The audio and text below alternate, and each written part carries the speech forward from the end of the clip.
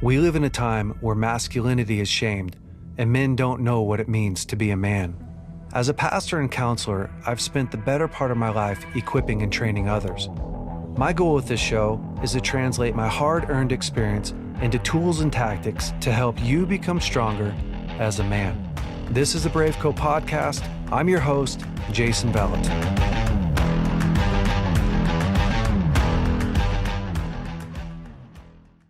All right, BraveCo men, welcome back to the BraveCo podcast. This week, I've got yours truly, Cole Zick. Yours truly. That's right. Yours truly. And Jason's truly as well. Oh, it's been a while, actually. Dude, it's been a while. Yeah, it's been too long. It's been too long. Not since we've seen each other, but since I've... No, the last time I saw you, we were watching the 49er game 2 weeks ago. Yep. We spent a lot of time that week. We went and saw the puppies. Oh, yeah. We had the game night. Yeah. It was a fun weekend. Yeah, it was a great weekend. 49ers, golly, dude. They friggin' pulled out that win. They did. Now, hopefully they win it all. I know. Well, by the time this podcast comes out, they will have either won it or lost it. Yeah. So when you're listening to this, you'll know. You'll know. But we don't. But we don't. I really don't want Kansas City to win. I'm going to be on a marriage retreat, not thinking about football when that game is played. That's good. And very happy. I hope to be very happy. Yeah. What if you're not? What if it years worth of problems coming out? You find out that your marriage is terrible. Oh, man. On the retreat. Well, then I will have wished I was watching the Super Bowl. Yeah, you will. And I'll say I told you so. Yes, you will. Nah. Because Jason's always good for that. Well, speaking of marriage, this week we're going to talk about the 3 top needs of a woman and a man. And we can get into more needs than that. But yeah, in order to have a healthy relationship. And I like this conversation because we don't often have this conversation. And so I think that it's really helpful to unpack for men and for women, what the heck is your wife needing? Yeah. And what is your husband needing? There's a lot of women that listen to our podcast. Yep. So that's great. Well, and I think, for men, at least for me, it's very easy for me to intentionally forward think about my job, the ministry I'm leading, even kids, the things that I can label as project almost, I got to get these done. I'm wired to think. If my boys are going through something, I'm thinking, okay, how can I help them get through this? What's the next thing? What's the next conversation I have to have? I actually have to intentionally slow down for some reason. I don't know the reason, but I have to slow down to think, what's my wife need? What do I have to do to be successful there? It really almost takes more discipline because it's something you just think would organically, naturally form. Yeah. And it doesn't. So I think this is really good just for us to remember, hey, we actually have to slow down and intentionally think about how do we love our wives really well. Well, I think the kids kind of demand it, right? They do. If you don't pay attention and take care of the kids, you're going to get embarrassed in public. Yeah. And they're not going to, let you slide. Yes, and they're not. Work too kind of feels like that. You go to work and it's you better have a plan. You know, it's kind of demanding it. Yeah. And especially you, you're a pastor. So if you don't prepare for work, it's going to be bad. Sunday morning's going to come and you're going to not have a good message. Sunday morning comes every single week. It does. Yeah. And people, but it's so easy to coast and have our wife be kind of the last thing that we're paying attention to. Yeah. But it's true. And we tend to do when we coast is you almost never coast on the road you're supposed to be on. You drift. Yeah. And it's not fast. It's slow. I know. And before you know it, it's been 3 months since you've done that thing that gave you a ton of life, or that ththing that told her how much she mattered to you. And now you've slowly drifted onto a different road that you didn't mean to be on. And now you're looking, oh my man, the road I'm supposed to be on is way over there. How did I get here? Well, it wasn't quick. It was not being intentional along the way. Well, I also think that guys feel like women are really complicated. Yes, we do. But the thing is they're super complicated if you don't understand what they need and how to do that. So let's talk about what women need first, and then we can talk about the needs of a man. That's great. So the top 3 needs of a woman is to feel safe, seen, and heard. And to me, like, I'll say this, when you're dating, these don't seem like the top 3 needs. Yeah. Because like when Lauren and I were dating, I would have thought that her sex drive was close to mine. Do you know what I mean? I mean, yes. That's hilarious. I know. I would have thought that we were, I guess I would have thought the same thing, though. You're right. And now that is so comical. Golly. Yeah. Yeah, it's not even close. It's not in the same ball field. For the dating folk, gentlemen, that's just comical. It is. But they switch on you, right? So when you're dating, it's not that she doesn't need to feel safe, because she does need to feel safe. It's not that she doesn't need to feel seen, because she does. But you have these other drivers, right? That are more predominant when you're dating. But when you get married and you get into a long-term relationship, her top priorities are to feel safe, are to feel seen, and to feel heard. And here's the thing about those things. It's not easy to do that. It's true. It's freaking complicated, because in order for your wife to, let's start with to feel safe. In order for your wife to feel safe, it requires the man to not be passive. Yep. Because I think passivity is one of the main reasons why a woman doesn't feel safe in a relationship. When you really think about it, like, because a woman's oftentimes, and we're speaking in generalities. Okay. There's women who have a higher sex drive than a man that they're married to and whatever. Lucky you. Yeah.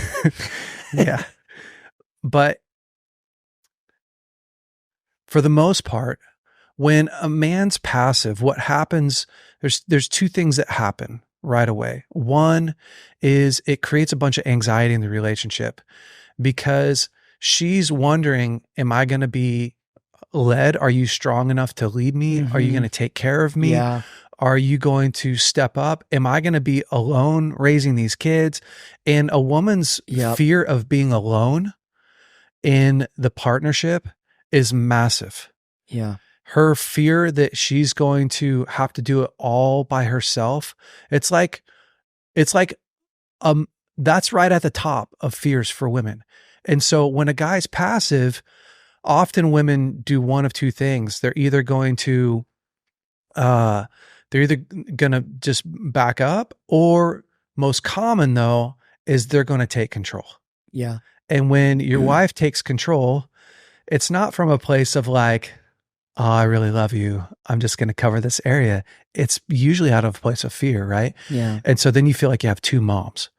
Your mom that's really your mom, and your wife she's telling you what to do. She's mothering you. And then she doesn't respect you, and you don't respect you. And so it creates this massive conflict inside the relationship, because she doesn't feel safe, doesn't feel like you're going to take care of her, feels like she has to take care of you, feels like she's on her own. And you're in a marriage where that feels impossible. And the marriage feels impossible because you're passive. You're allowing your fear, your insecurity to be the driver in your relationship, and it's almost impossible. Well, and I would say this with it too. I think sometimes we can, for guys that it's not natural for them to take control. Yeah. We can start shooting in the dark trying to do it. Yeah. Right. Like now, what she's not looking for is for you to control her. Yeah. What she's looking for you is to control situations. Yeah. Like she wants to know that, hey, he's going to make sure we have the finances we need. He's going to make sure that we're safe. He's going to make sure that when we have a challenge in front of us, he's going to proactively find how to fix that challenge, address that challenge. If there's an issue, one of the things I found in our marriage is when we're going through something with one of our kids, being proactive and finding the solution to help our kid out of a challenging situation helps her trust me more, helps her see that I'm going to, if our kid's hurting and hey, I don't have a solution, sorry. It creates a really unsafe place for her.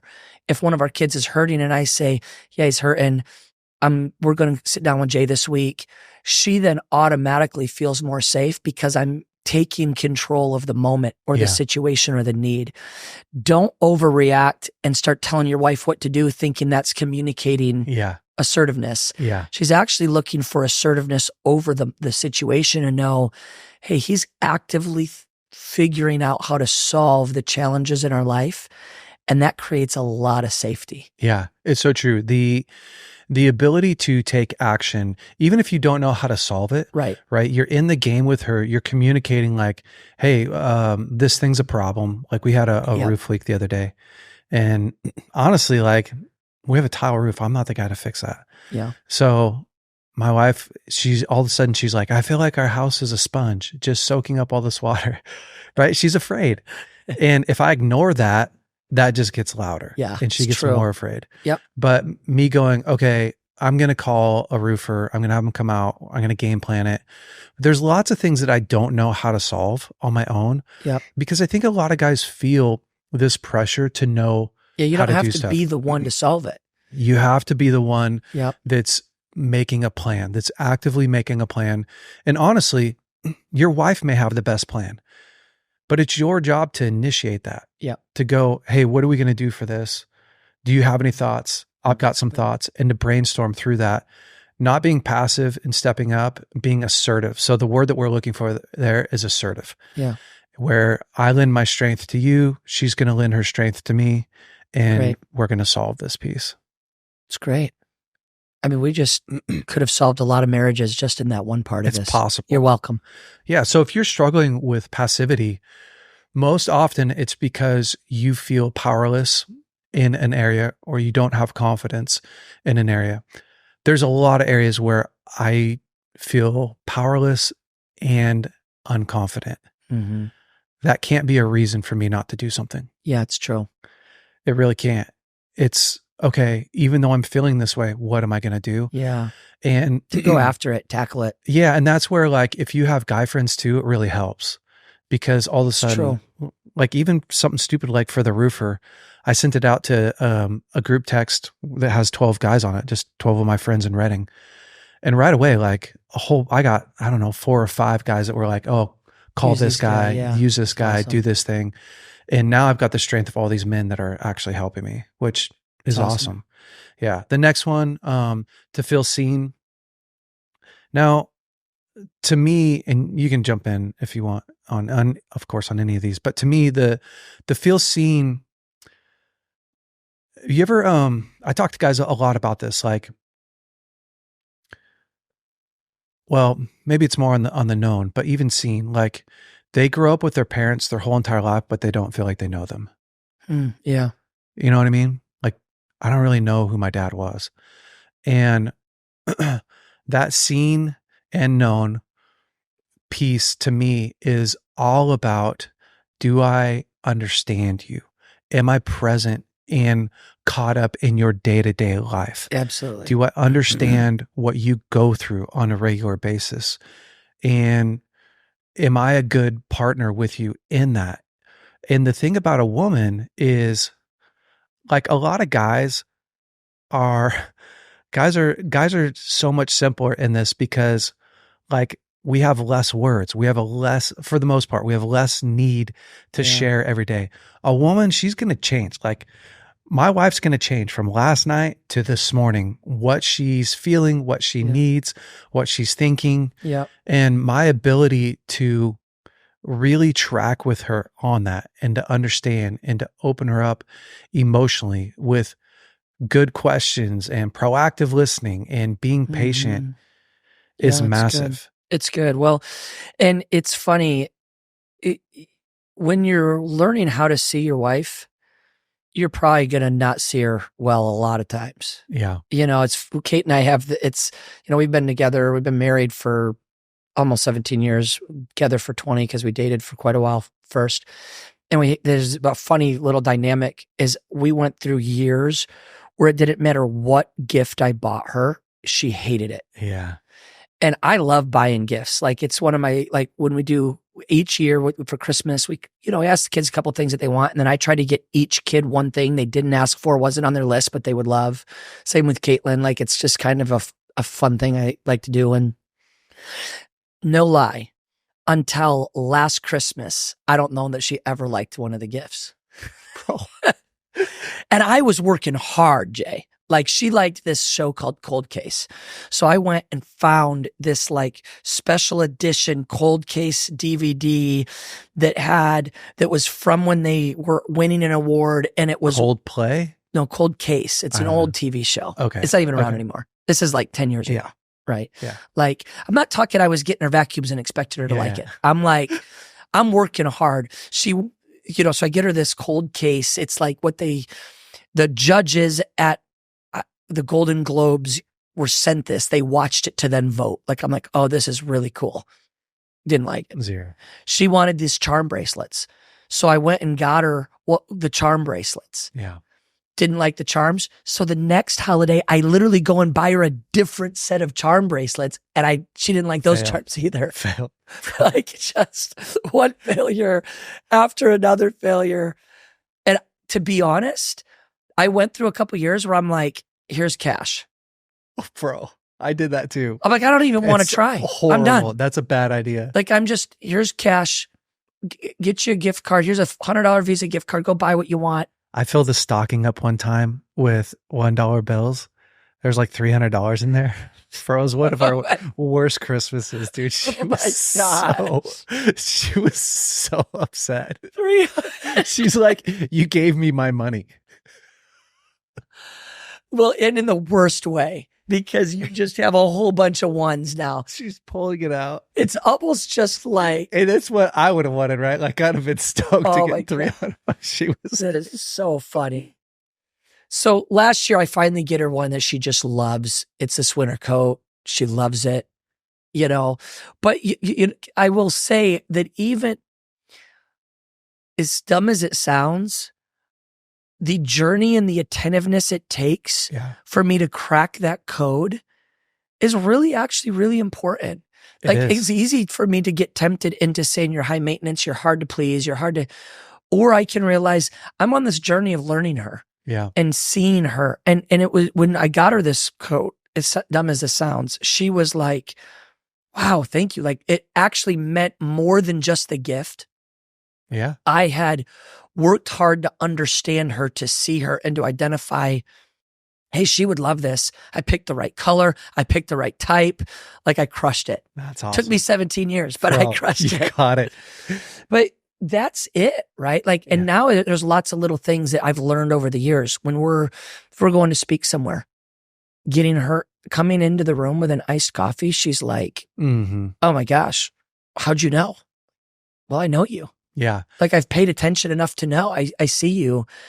Those little things, it's wild how critical and important those are and how big of an impact it has on our heart. Yeah.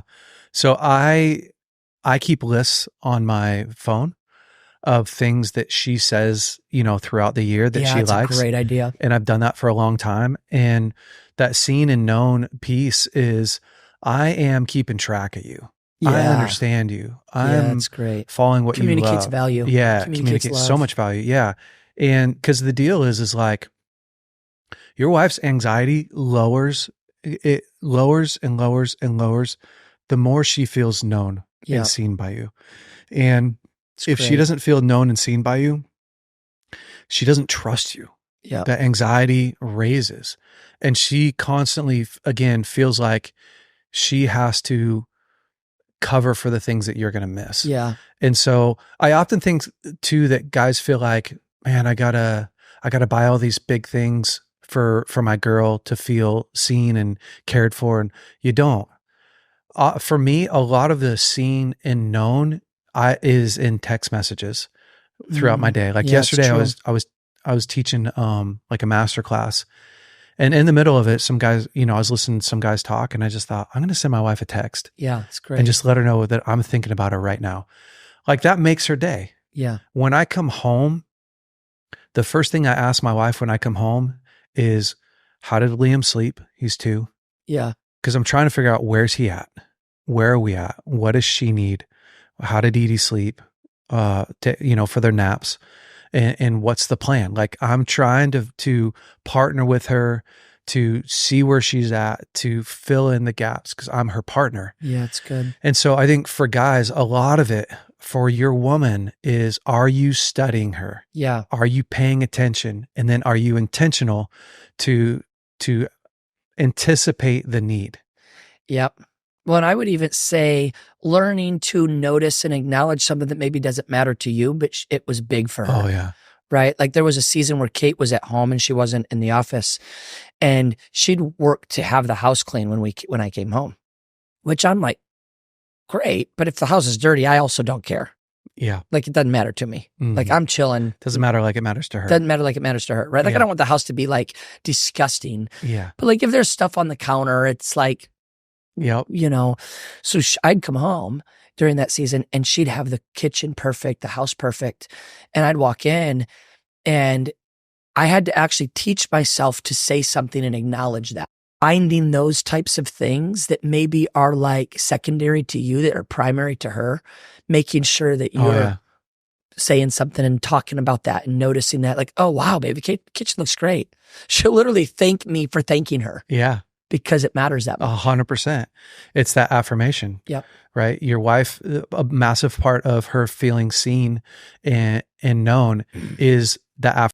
You are affirming my role. You're affirming my contribution. You are affirming what I do and how I look. And man, a woman, it's like, so the question that a woman's always asking herself, thanks John Eldridge, is, am I worthy to be pursued? Mm. A man is, do I have what it takes, right? A woman is, am I worthy to be pursued? And so that's why your little girl, Edie's constantly asking me, Dad, how do I look? What do you think? She's, Dad, watch. She wants me to give her that affirmation, to see her, to constantly reinforce, you are worthy of my attention. You are worthy to be pursued. You are beautiful. You are a princess. Your wife's asking the same thing over and over and over again on a regular basis. Our ability to not make her reach for that, but to meet her at that spot, massive. That's great. It's so massive. It's good, man. Okay. The last one, heard. Safe, seen, and heard. Yeah. The heard one, I think, is one of the most challenging, because it takes a lot of courage.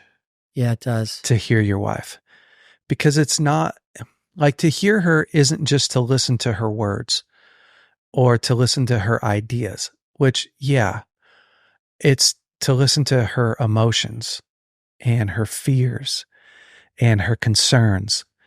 And if your wife's like my wife, I feel exhausted just by you saying it. She's got a bunch of them every day. She's got concerns and fears. And like last night, our son had a fever. Liam had a fever. And she goes, oh, I'm just so worried that he's going to wake up in the middle of the night and I'm going to have to go in there. And okay, that's an opportunity for me to actually hear her. Mm-hmm. Or I could dismiss it. I could go like, babe, it's not going to happen. Yeah. Well, and we signed up for this. Suck it up. Yeah. Well, you won't, whatever. You wanted this. You wanted these kids. But it takes a lot of courage, right? Yeah. When my wife is frustrated, when she's emotional, when she's overwhelmed, it's so tempting for me to back away, to dismiss it through like, it's going to be fine. Yeah. Babe, this is not a big deal. And that happens a lot. In lots of different areas. Yeah. Where I want to go, it's not a big deal. It's okay. But all that is, guys, that's dismissive. Yeah, it's exactly right. And you're not solving the problem. You're just dismissing her needs. Yes. Mm-hmm. And she doesn't feel heard. And so she's going to get louder or she's going to get bitter and resentful and not share at all. And then you have a disconnected marriage. So it's true. The heard is challenging because I often feel typically when I try to dismiss my wife, it's because I feel afraid. Yeah. That's really good, Jay. I feel powerless. And it looks like I'm just trying to be scared to venture into that topic. It's true. Yeah, I feel overwhelmed. Sometimes it's because she brings it up at 11 o'clock and I wish she would have brought it up at 6. But there is, most of the time it is fear. Sometimes it's just, I would have loved this conversation 3 hours ago. Yeah. So we don't have to be here till 2 a.m. I know. That doesn't actually happen as much anymore. Early on, I felt like it was always, the big topic got dropped when we got in bed at 11:30 and I'm like, we're going to be here till 4. Well, dude, I think that happens a lot because if they don't feel like we're going to listen to them. Yep. They're waiting for the right moment. That was one of the things Kate taught me early on is she had to actually prepare herself to bring up a topic because I wasn't responding great. Yeah. And this is interesting. Like I would say Caitlin is probably very low need in this area compared to a lot of people. You know, like Caitlin and I don't spend hours on hours like in this area. Like, hashing out her feelings. Caitlin's pretty low maintenance in some of this realm. But early on in marriage, we weren't doing a super great job at it, right? Like we had a lot of insecurities in our relationship. I had them, she had them. We were insecure. So because we were insecure, it would be really hard to have a conversation that centered around one of us needing to do something different, either one of us. Yeah. And so, it would take her, if I got home at 5, it would take her 5 hours of courage building to talk to me about something. Yeah. And I'm blaming her. Like, why didn't you bring this up earlier? She's like, well, because I have so much. You're a jerk when I bring this stuff up. Right. Yeah. Like I have to strengthen myself to talk to you. Yeah. And I would even pause and ask guys to kind of do a self-assessment. Like, does your wife have to strengthen herself? Yeah, that's good. To talk to you about something? Yeah. Because Kate had to. And we, there was some of this in our story, probably 5 years into marriage, we started going to counseling. Kate started going to counseling for a lot of stuff in her past and some trauma she'd experienced. But the counselor says, you guys need to spend, I think it was like, I don't remember, this is like 10 years ago or more, but it was something like, you guys need to spend 30 to 45 minutes a day talking. Like, how much do you guys talk? Just the two of you. And Kate's like, I mean, like a week? What do you mean? How much do we talk? How much do we talk in a month? Yeah. And she goes, how much do you talk per day? And then she's like, I mean, we're doing ministry together. We were both in ministry together at the same time. She goes, no, how often do you two talk about not ministry? Yeah. Just the two of you listening to each other. And she's like, oh, we don't do that every day. Yeah. And she's like, you guys need to do that 30 to 45 minutes a day. Kate comes home, tells me this. I'm like, that's impossible. There's no marriage on the planet that can do that. There's too much going on.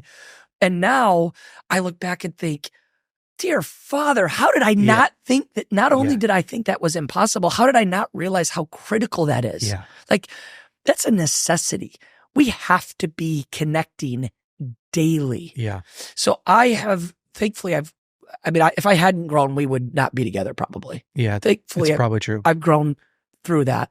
One of the things I intentionally do, if she's doing something, she comes home from it.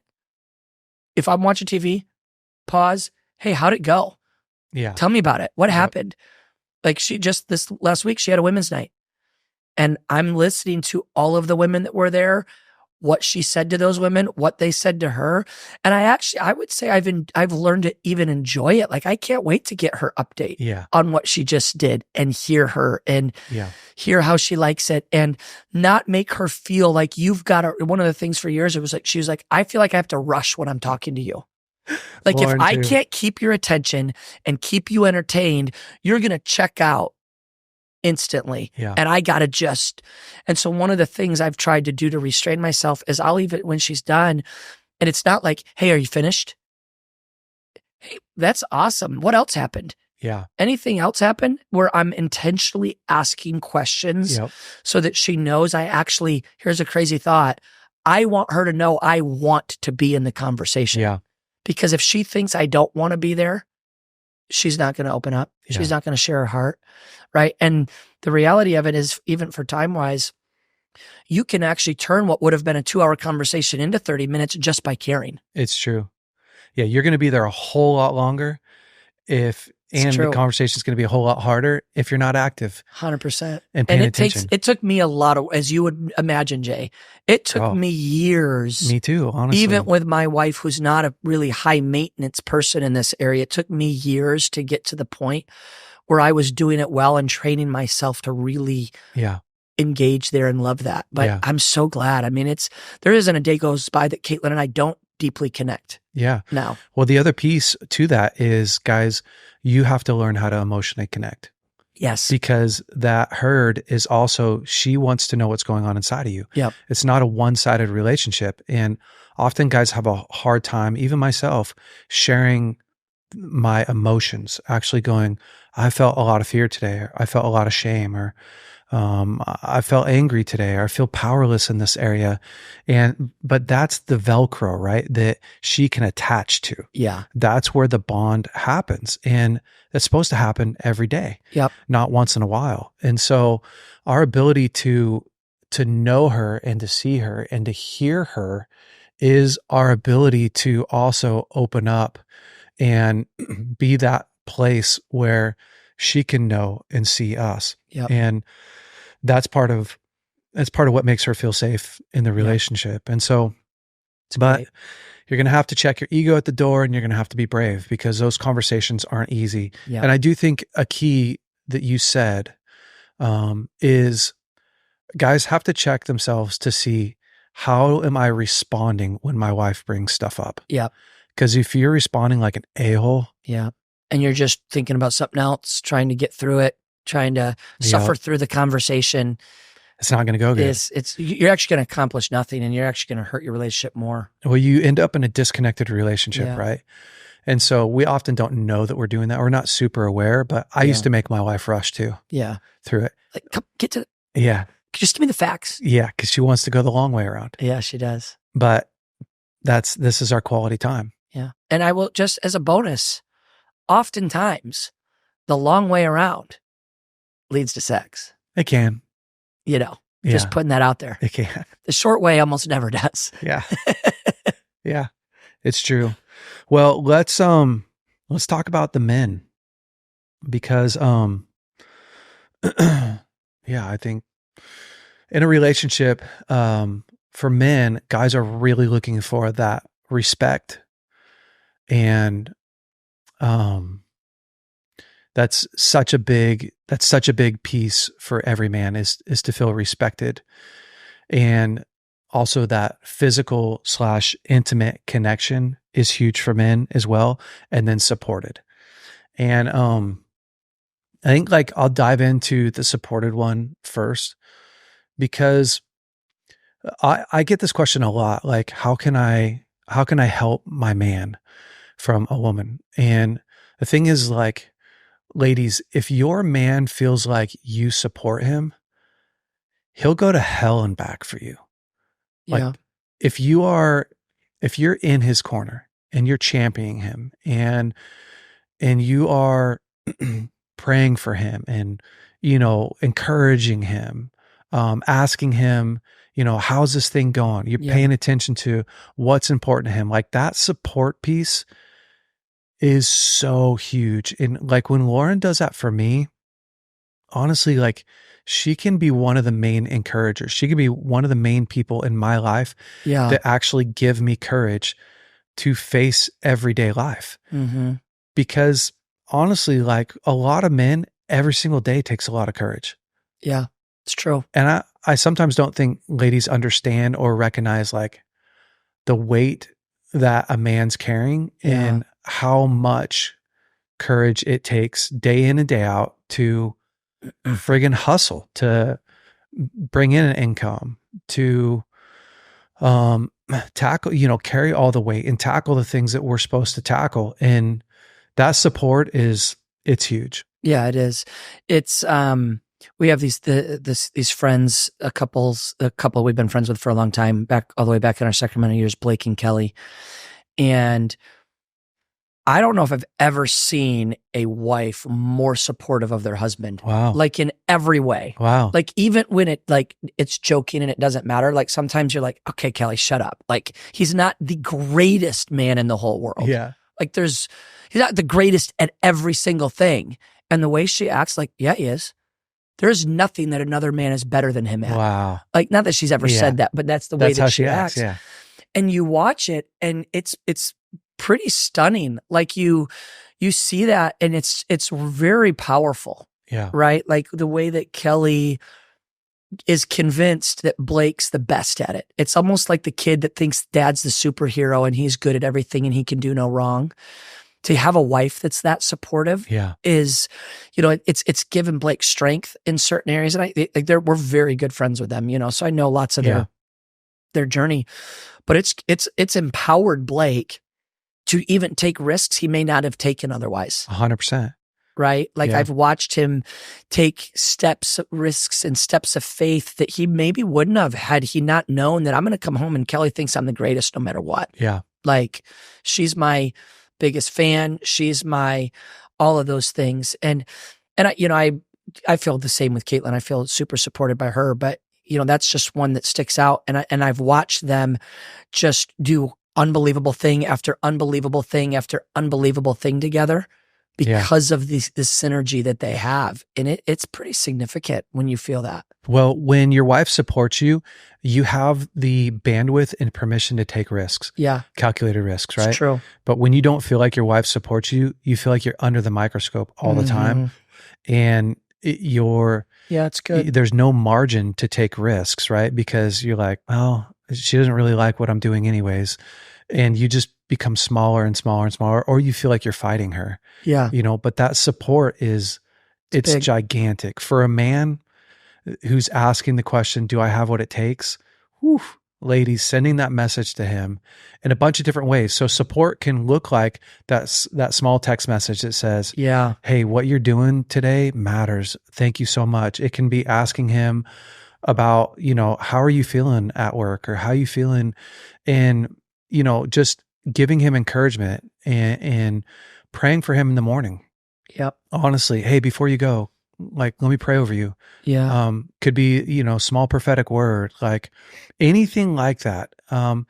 Even support, like some of the biggest areas that I wanted support in were my hobbies, honestly. For you me. wanted her to make flies with you. Yeah. Tie flies. No, I wanted my wife to actively listen when I'm sharing about my hobby, the thing that I love. Yeah. And then also to allow me to do it in a responsible way. Obviously, if I'm taking a bunch of time away from her, but and there was a period of time where Lauren didn't really care about, she didn't pay a bunch of attention to my hunting and fishing. Yeah. A lot, she would say, because I did it too much, which is true. But the other side is like, I didn't ever feel like I could share with her. There was a season where I thought, he's going fishing again this weekend? How can he do this all the time? I know. I guess this would never fly in my marriage. It's true. It's true. It didn't fly when we had little kids. My kids were older, so that was part of what was happening. But yeah. And so for me, like that piece is big. Like it's being able to talk about the things that I care about was huge. That's great. Respect. You want to open this one up? Yeah, sure.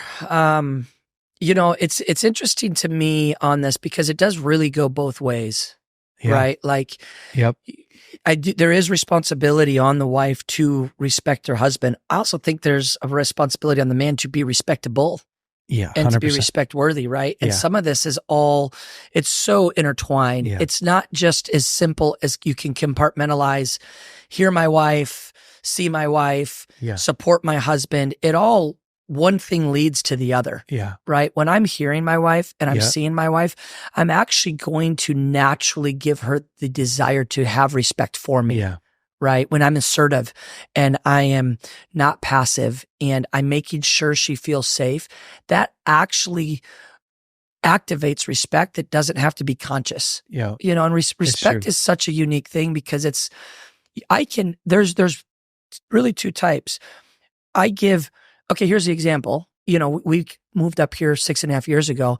I gave respect to your dad on day one simply because of people in my life. Yeah. Right. He's your boss. He's my boss. He's lived years in ministry, proven success in that area. So you give respect kind of for people's credentials Yeah. off the bat. Yep. That's very different than the respect I now have for him, though. Yeah. Those aren't the same thing. Yeah. He's earned a place in your life. He's earned a place in my life where if Chris calls me or texts me, I'm like, I'm going to listen to this. Yeah. Like this matters, right? So I would even say the balance here for a man and a woman is, yeah, there's a level of respect I should be given to every human based on their credentials. Yeah. And whatever that means. But then I'm constantly thinking, I want to give people a reason to respect me. Yeah. In the way I treat them, the way that I fulfill my responsibilities in that relationship? Yeah. And my responsibilities are different in every relationship, but they're never more critical and larger than they are with my wife. Yeah. Right. And so I'm intentionally seeing, hearing, keeping her safe so that I make it easy for her to want to respect me. Yeah. And so not that this is back to the man again, but there's a part of it that really is like, 100%. I don't want her to have to wake up every morning and say, gosh, I got to respect my husband today. And he's so hard to respect. I got to figure this out. All right. I'm going to respect him because God's called me to respect my husband. Yeah. I mean, that's great, but I want her to respect me because I've given her reason to, and I've proven respectable, and I've proven that I'm respect worthy. And so, I think that, the woman, it is important that the thing that I would say is if you're struggling to respect your husband is to identify healthy and clear ways that you can communicate the challenge that you're facing. Yeah. That aren't an attack. I agree. Right? Like, if you're not, you have to identify, is this because I have trust issues and I have respect issues in general because of past experiences? That could very much be the case. Right? Where Caitlin even early on would say this, because of her experiences in middle school and high school, she didn't respect men. I would say she didn't even like men. Yeah. Like it took her healing to trust the male gender again. Yeah. And honestly, rightfully so. Like she went through some really painful things that it makes sense. Like she needed healing. Right. But she would say, I didn't like or respect men. So that's step number one. Do you have that challenge or that issue where you have a lot of past pain that is impacting today's relationships and that you're just not respecting just simply because you've got work to do healing? Yeah. Right. But then I would say the second thing is if you say, no, I've been healed of that, or I didn't have those experiences and I'm having respect issues and it isn't something I need to work on in my heart. It's something I need him to do different. Figuring out a way to communicate that's not an attacking way. Yeah. And having a really good, healthy dialogue so that you guys can get to the point where you can build not a credential respect, but an earned, built a lifestyle respect that's created from engagement. Yeah. Respect also has a lot to do with how I engage in the relationship. And so if I respect somebody, then I'm going to run my ideas past them. Yes. I'm going to listen to them. 100%. What do you think of this? Yeah. I'm going to let them be a leader in my life and be an influencer in my life. And that's a big portion. The Bible is clear about a man's role is to lead, not to dominate. And so part of it is I respect you enough to let you lead, and to willingly support you in that role. Mm-hmm. And that's a big piece, right? Yep. And I agree, Cole, like if your husband is not leading and being passive, sharing it in a way that's loving. Yeah. I love you. I want to be in a place in our marriage where we are both strong, and I'm having a really hard time because sometimes it feels like you run away from challenges instead of step up to it. Yeah. And I need that. I want you to do that. I'm with you in it. Yeah, it's great, Jay. Being able to communicate that is huge. Well, and I would say to the guys too is, just to remember what causes you to respect somebody, because that's what's going to cause her to respect you.